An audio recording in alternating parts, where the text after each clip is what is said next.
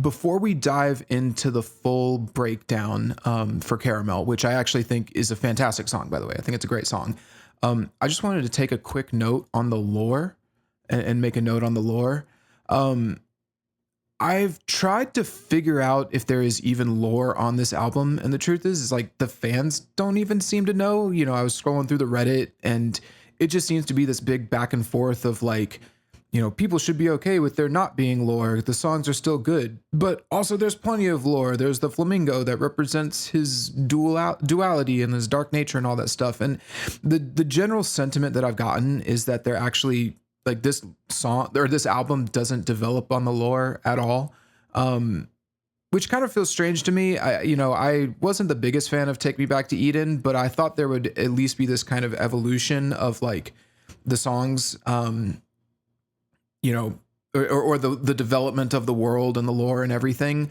But as I've continued to dive into these songs, it just seems like there isn't any. You know, I remember whenever I was reviewing Emergence, everyone seemed convinced that it had to do with his relationship with sleep, but then there's no other mention of that on the album. You know, the closest song I think that could be like lore or setting related would be the song Even in Arcadia, like the actual song called that. And something that I've kind of thought about too is that people don't even really seem to care if there's lore or not. I saw like, this is just a little aside and it's maybe an anecdotal example, but like this TikTok showed up on my feed and it was of this guy kind of poking fun at it where he was like having a fake conversation with himself, right? Where he was like, Sleep Token is about this guy having a conversation with this ancient deity. Yeah, that's it. So how does the ancient deity know about like cell phones and texting and ICUs and stuff? And it's like, bro, just go with it. It's like, okay. You know, it was kind of a lighthearted little poking fun at it. But the top comment, which is what I really want to get to, this was the number one comment with the most likes. And it was someone commenting saying, I don't even really care about what the songs are about. I just care that I'm feeling something that I haven't felt in so long. Now, I actually think that a lot of Sleep Token fans would agree with that. I personally think that that's not a good thing. I don't think that that's good. And it's kind of a sign of how low the bar is right now with music and songwriting, that we're at a point where it doesn't even matter what the songs are about and people don't even know what the songs are about.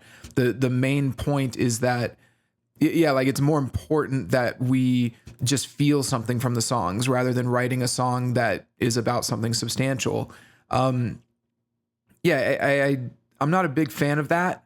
I'm not saying that the songs are necessarily bad. I'm just saying that, and this isn't even Sleep Token's fault necessarily. This is more of a sign of the times, right? Where we're at a point where we don't even care what the song's about, you know, it's just how it makes me feel. With that said, I don't even think that the Arcadian world that they've created, like lore with sleep aside, because none of these songs seem to be about Vessel's relationship with sleep. Even the setting and the world of Arcadia, which you could definitely take as like a metaphor for like this paradise, right? I mean, the theme for the album seems to be that even in paradise, even in this Arcadian paradise, there's still problems and struggles. And a lot of the songs kind of go back to that. I even have an issue with like the world isn't even a metaphor, or the metaphor ends at the album title, because he will literally use literal language on the album. He doesn't use metaphorical language, except again, the exception being that one song, Even in Arcadia, and maybe like a few small ones. Like he does use metaphors on the album, but he doesn't use the world as a metaphor, if that makes sense. So for example, like I keep referencing Lord of the Rings when I talk about it, but you could say that like the Lord of the Rings is a metaphor, and that world is a metaphor for like the battle of good versus evil. The ring is a metaphor for evil and the power to corrupt, right? When Vessel says quite literally, they want to see my real face, or what was the exact line? Let me get it right. Every time they try to shout my real name just to get a rise from me, or he says something like this stage is a prison. It's like, that's not metaphorical language. That's literal language. So he's not talking in the setting of the song isn't Arcadia. It is the real world here. And I'm not That doesn't mean that the song is good or bad. What I'm pointing out is that this metaphorical world is not being used, uh, which I do consider a little bit of a letdown ultimately, which is kind of my whole point of this little blurb at the beginning. I just, I think that the whole thing with the lore in this band is starting to feel a little silly. You know, I don't think the fans even know the lore, or they can't tell if there's lore or not.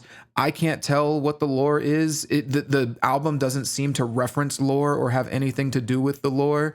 The setting is not used. You know, it's not a metaphorical language isn't used in the album. Literal language is. So the setting ultimately just feels a little bit hollow. And the band doesn't seem to be interested in fleshing that lore out. Which is a shame. And I say it's a shame because I actually think it's really cool. I think the imagery for this album is really dope. You know, they just played their first show and the imagery was great. It was really, really cool imagery, you know, at the live show. The problem is that it's all hollow. You know, he's going to use all of that imagery and then sing songs where he says, you know, I know I should be touring. I know these chords are boring. And so it's like, we're not actually in that setting or that world. It's all just kind of this masquerade. So yeah, and I think maybe the final point that I want to make is that with all of that said, and maybe my own personal gripes about it, I don't think that the fans care that the lore isn't in play. I think most of the fans don't even know about the lore or care about it. I don't think that the band really cares that they're not using metaphorical language. I mean, obviously, because they wrote the lyrics to not be metaphorical, they wrote them to be literal. So the fans don't seem to mind it. The fans really only care about how the songs are making them feel. The band doesn't seem to care about it, so because they write the songs to not be in the world. So I'm not going to care about it moving forward. I'm kind of going to scrap the idea of the lore being important with regards to Sleep Token because they don't seem to be interested in fleshing it out and no one else seems to care. The fans don't care. The band doesn't care. And so why should I?